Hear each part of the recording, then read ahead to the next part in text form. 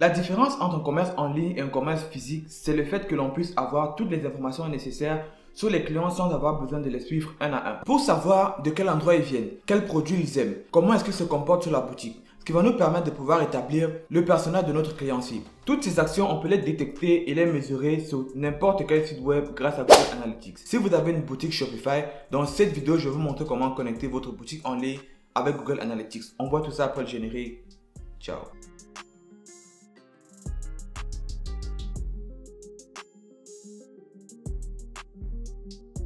What's up, c'est ton boy Willy de Madrid, j'espère que tu vas bien parce que moi je vais super bien. Et si ça ne va pas, t'inquiète, ça va aller. Certains peuvent se dire, j'ai déjà installé le pixel Facebook sur ma boutique. C'est bien, mais ce n'est pas assez. Déjà parce que le suivi des données avec le pixel Facebook n'a plus jamais été le même depuis l'avènement de iOS 14. Ensuite, il y a le fait que Google Analytics est l'outil de référence quand il s'agit du suivi des données sur les sites web.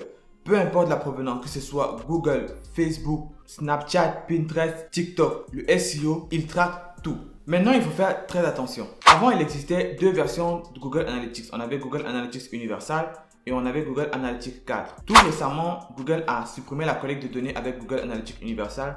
Donc, on peut uniquement lier son site web à Google Analytics 4 pour faire la collecte des données. Pour connecter votre boutique en ligne avec Google Analytics 4, la première étape sera de créer une propriété Google Analytics 4 pour votre boutique en ligne. Si vous en possédez déjà une, vous allez juste faire une avance rapide au niveau de la timeline dans la description de la vidéo pour passer directement à l'étape de connexion. Vous allez taper sur la barre de recherche analytics.google.com. Je ne sais pas pourquoi c'est difficile de le trouver sur la recherche Google, donc tapez une fois analytics.google.com. Cliquez sur Entrée. Si vous n'avez jamais eu à créer de compte Google Analytics 4, vous allez avoir l'option de créer un compte. Évidemment, ça va se faire avec une adresse mail Gmail ou une adresse mail Google si vous voulez pour pouvoir créer un compte.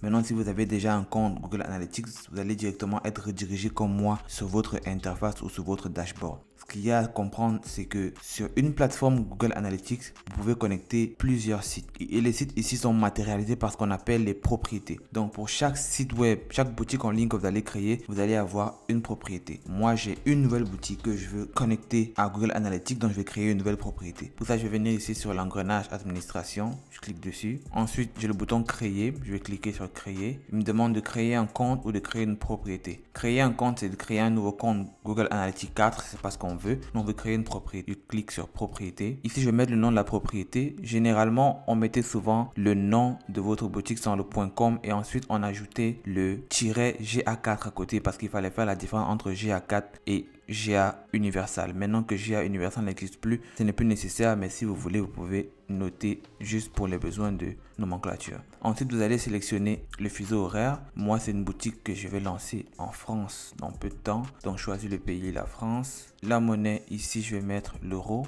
Très important de mettre les bons paramètres. Ensuite, les options avancées ici, ça ne vaut plus la peine parce que Universal Analytics ne récolte plus les données. Vous n'allez pas cocher, fermer et vous cliquez sur suivant. Après, vous allez répondre aux informations ici. Vous sélectionnez une catégorie dans laquelle vous allez exercer. Moi, c'est soins du corps et remise en forme. Je choisis la taille de l'entreprise petite de 1 à 10 employés. Je clique sur suivant. Ensuite, ils vont me demander de choisir les objectifs commerciaux. Qu'est-ce que je vais faire avec ma boutique en ligne? Donc, à ce niveau ici, vous pouvez cocher les 4 premières options, mais pas la 5e. Obtenir des rapports de référence, c'est la seule option que vous pouvez cocher toute seule. Vous ne pouvez pas la jumeler avec les autres options. Donc, je peux cocher les 4 ici ensemble. Si j'ajoute ici option de référence, ça va décocher les autres. Il peut aller lui tout seul ou alors les 4 peuvent aller ensemble. Donc, vous allez juste prendre les 4 premiers et cliquer sur créer. Parfait. Une fois que votre propriété a été créée, on va vous demander de commencer à collecter les données. Vous voulez collecter les données pour quoi? Un site web, une application Android ou une application iOS? Pour nous, c'est un site web. Et c'est donc ici que vous allez rentrer effectivement le site avec le .com de votre boutique en ligne. Donc, moi, je rentre le mien, je valide. Ensuite, je vais donner le nom de mon flux. Ici, pas besoin de mettre un .com. Et là, je vais mettre créer le flux. Parfait. Donc ici, vous pouvez voir, notre flux a été créé. Ça, c'est le nom de mon flux. Ça, c'est l'URL de mon flux. Ici, c'est l'idée du flux. Ici, c'est l'idée de mesure. Ensuite, ici, on a les événements qui vont être tracés sur le site. Donc, dès que vous avez fini ici, vous allez fermer. suivant. Et là, ça marque collecte de données en attente. Accéder à la page d'accueil. Votre propriété a été créée. Maintenant, vous voyez ici, si vous venez ici à côté de Analytics, vous allez venir, vous voyez, c'est le nom de mon site que j'ai créé, GA4. Ici, vous voyez, il n'y a aucune donnée parce que pour le moment, le site est encore vierge. Avant, pour faire la connexion avec Google Analytics 4 et votre boutique en ligne Shopify, il fallait jouer avec le code, utiliser le data layer et des fois, vous deviez utiliser Google Tag Manager qui est un outil assez complexe lorsqu'on n'a pas de compétences. Aujourd'hui, Shopify a mis en place un plugin qui permet de faire la connexion automatiquement sans risque de faire des erreurs lors de la modification du code ou de créer le décompte des événements en double. Voici comment faire cela. Donc, sur votre boutique en ligne, vous allez aller sur Applications, Paramètres de canaux de vente et applications. Vous allez cliquer sur App Store de Shopify. Ici, vous allez chercher l'application Google. Donc ici, on a Google et YouTube. Vous cliquez dessus, installer, ajouter le canal de vente. Alors là, il nous demande générer des ventes et toucher davantage des clients associés à un compte. Donc moi, je vais ajouter mon compte Google, celui avec lequel j'ai créé la propriété. Donc, c'est celui-ci.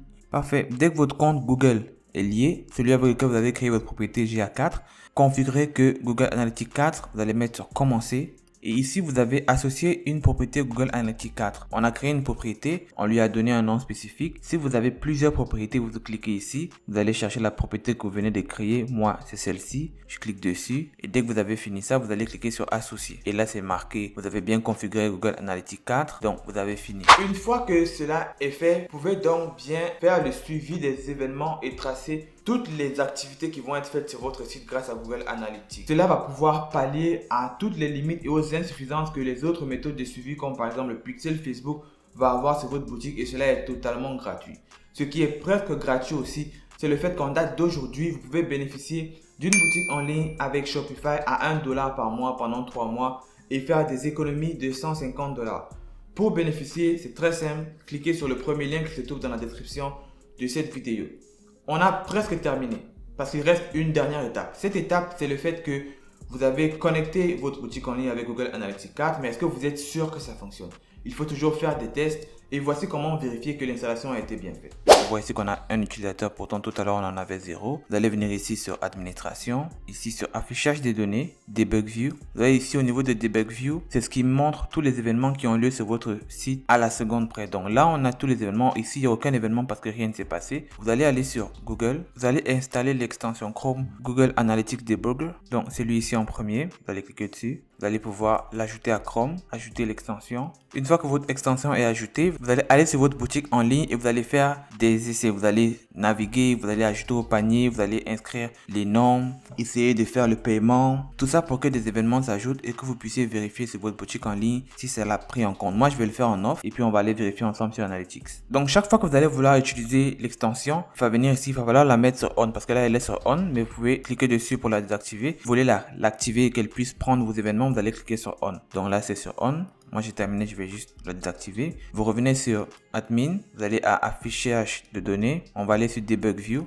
Et tous les événements que moi j'ai fait sur ma boutique se sont affichés ici. Donc, j'ai fait un page view, j'ai scroll, page view, view item, add to cart, formula start, formula submission, user engagement, j'ai begin checkout, page view. Voilà tous les événements que j'ai fait sur ma boutique en ligne. C'est aussi voire beaucoup plus puissant qu'un pixel Facebook. Donc même si vous avez installé le pixel Facebook, installez Google Analytics sur votre boutique, que vous fassiez du dropshipping, de l'e-commerce classique, peu importe, dès que vous avez une boutique en ligne, il faut installer Google Analytics pour pouvoir faire le tracking de vos données. J'ai fait une vidéo sur comment faire la publicité Facebook Ads où je parle des UTM. Même quand vous faites des UTM, de l'email marketing, toutes les données, si les ventes viennent d'un canal en particulier, toutes ces données-là, vous allez pouvoir les voir au niveau de votre Google Analytics. Donc, nous, on a terminé notre procédure, on a créé notre propriété, on a connecté sur Shopify, on a vérifié que ça fonctionne bien. Bon, on se retrouve derrière mon écran. Vous avez créé votre propriété Google Analytics 4. Vous l'avez lié à votre boutique en ligne Shopify.